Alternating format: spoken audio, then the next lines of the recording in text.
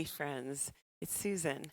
Welcome to the Age of Becoming, and today a movement snack, a short little burst of movement that you can do anytime during the day, whether or not you have time for a whole workout. And right now in this series, I am showing movements that I'm doing as I'm healing a broken foot and ankle.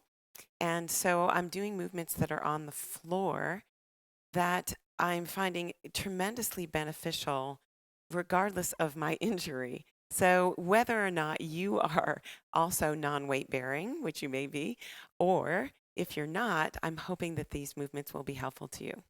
Today, we're going to play with some core strengthening movement. One of the things that can happen is that when we sit a lot is that we lose our engagement through the core. And I've found that moving on the floor is a great way to reignite and enliven my core muscles.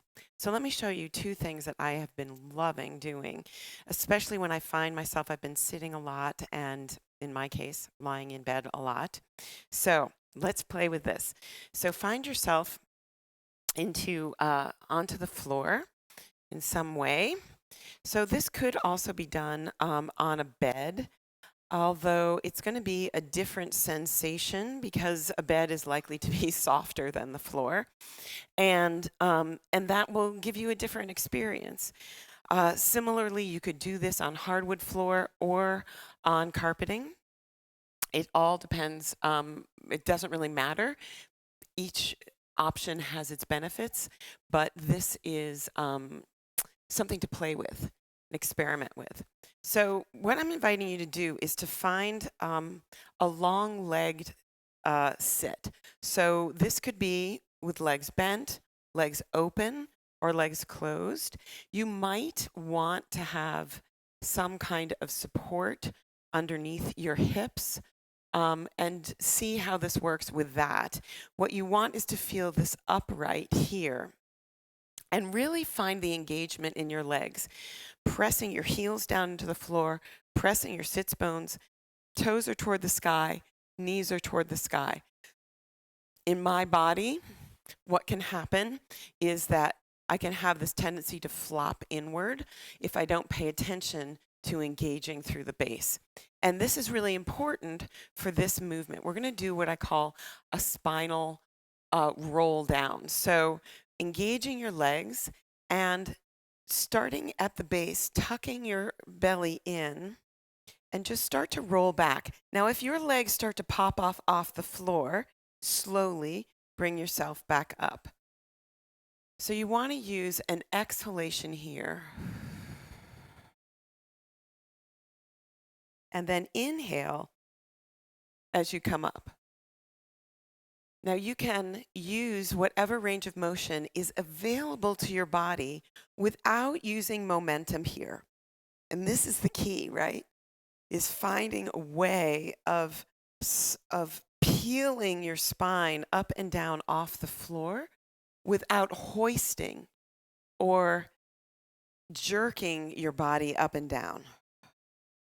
So this just takes practice, and I invite you to really honor wherever your body is. If that just means that you're coming back a little bit, you're still going to feel and get all the benefit of stabilization through both your legs and your core. Then, taking any kind of sit, again, you could sit cross-legged, you could sit wide, you could sit with your feet narrow. Again, finding your sits bones, finding the base of your body grounded, and then give yourself this spin. So a spiral spin, lifting up through the crown of your head. Oh, so this releases, for me, releases my waist and creates a lovely spiral up the spine. And you can play with your hands.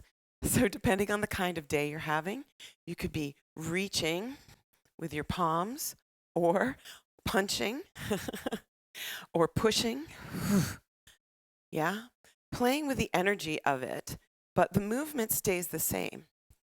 You can play with letting your hands move around you and your eyes stay forward, or you can let your eyes follow.